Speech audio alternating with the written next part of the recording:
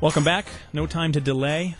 Again, it is the Angle of Pursuit, and I'm your host, Ryan Lencl. Sitting in with us is Esquire contributor and author of The Whore of Akron, One Man's Search for the Soul of LeBron James. That is one Mr. Scott Raab.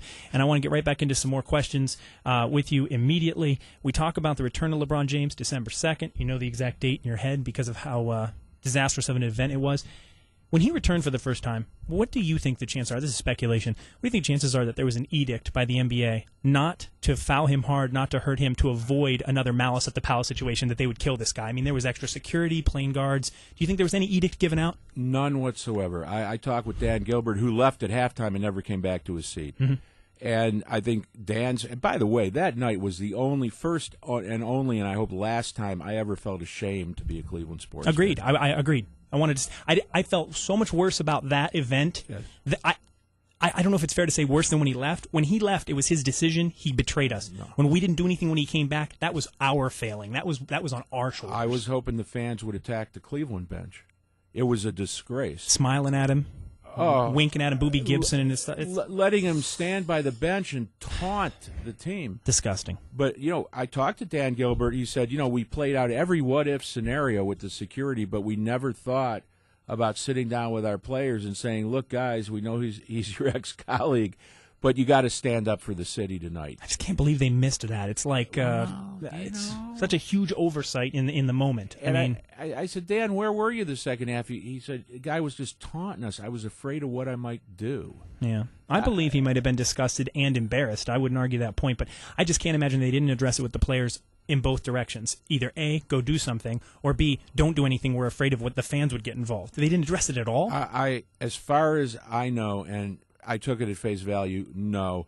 I don't think they expected LeBron to be that much of a jackass. Mm-hmm. Honest. I don't think anyone anticipated that he was going to come back into the queue and start acting with such utter contempt for the players that he played with for so long.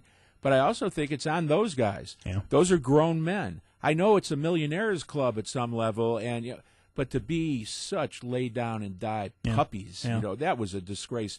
They are supposedly athletes who have some sense of pride in themselves and the home court and the home fans, and I don't blame Dan Gilbert or the NBA for their cowardice. Okay. What's Dan Gilbert like in person, by the way, real quick? Dan Gilbert's a pretty intense guy. And there were times that I sat with Dan. The first time I met him, at some point he looks at the banner. It's in the book. He's like, what about, shouldn't it be, we are all witness? Mm-hmm. And I thought to myself, well, that might work in terms of grammar, but this man has been going slowly insane for just because he was staring at that. Something like that could be on his mind. I mean, that brain, that entrepreneur's brain never rests. And I'm not saying he's Einstein. I'm just saying this is a forceful, passionate guy, and he comes at ideas or concepts with the kind of fury and drive that very few of us can. And muster. He got locked onto that, and that really, took hold of him. David Stern built the league on superstars. It was how he elevated its whole the whole face of the league, really, among other leagues. And it was a superstar thing. It was individuality. And now the players have too much power, too much of the revenue, and now we have this lockout situation. What do you believe about the lockout? Is there any chance it gets resolved? And isn't that part of the lockout Stern's legacy, that he returned some of the power back to the owners that he gave and created this monster? These are great questions. In some sense, I'd like to think that it'll be resolved because, after all, I'm a union guy. I grew up in northeastern Ohio. But when you've got a professional guild whose average member makes $5 million a year and a 50-50 split is somehow this plantation, man. Mm-hmm. I mean, please spare me. At the same time, David Stern and the owners, whether they use LeBron as a major factor or not, they are determined to seize power back. And I'm not sure about Stern's legacy. I have real issues with both sides because there are no good guys here. There really aren't. There's just both sides making it clear, if anyone had any doubt, that they could not care less about the fans of the NBA. To me, it's all ego. It's like I said, I look at it as Stern trying to repair his legacy and leave them on a good footing. I look at the owners looking out for themselves. I look at the players looking out for their own money. Derek Fisher wants to be a front office guy someday, so he's trying to kind of play both sides of the fence. To me, it's just a big mess. I got to ask you this question because we're going to run out of time, and this question has been driving me nuts since the day I read your book. Fire away. Page 283. Tell me what's on. No, I'm just kidding. On page 283, and I highlighted this. Now I want to find it here.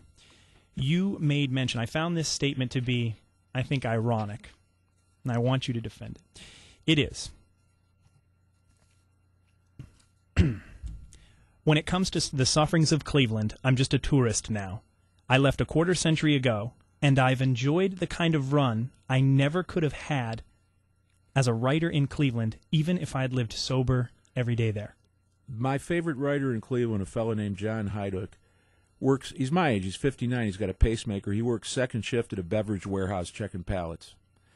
To make a living as a writer in Cleveland, a full-time writer in Cleveland, is well nigh impossible. Now, there are people who go, "You're a hypocrite. You left Cleveland." Hey, you know what?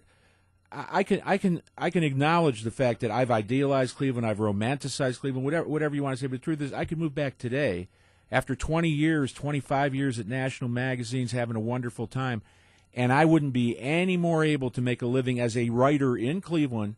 I mean, people, it really is part of the syndrome. A guy named Harvey Pekar, who died 4 days after the decision. If they hadn't made American Splendor, I'm not sure anyone ever would have taken Harvey seriously.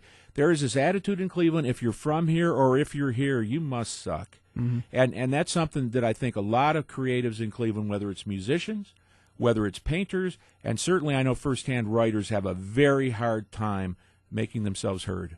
I'm going to give you this macro theory that I have. Okay, it's really big, but Cleveland and this Rust Belt, the Midwest here, it's a great place to raise a city. It's a family. It's a great place to look at the values of the place because it's so conservative. There's a lot of wonderful things here. Mm-hmm.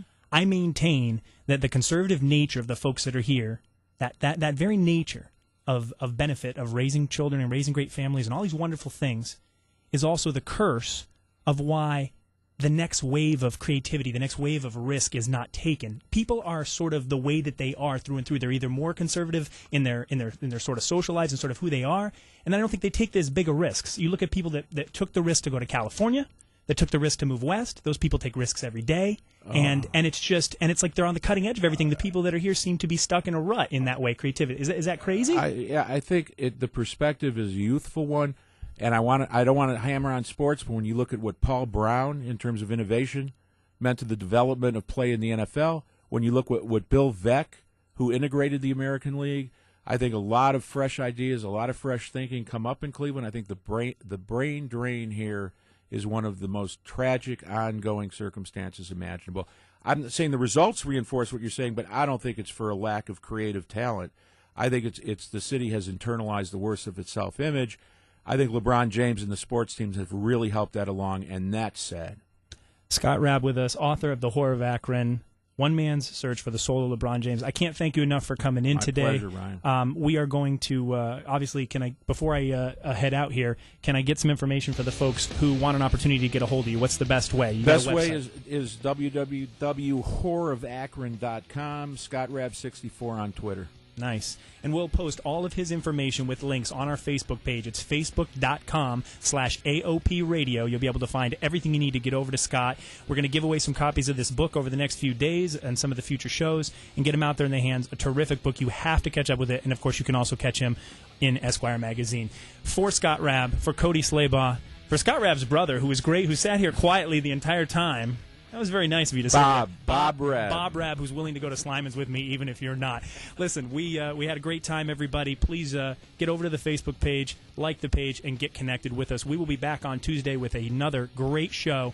We look forward to interacting with you out in the community. Until then, for everybody here in studio, I'm your host, Ryan Lencl, and this is The Angle of Pursuit on ESPN 970 WFUN.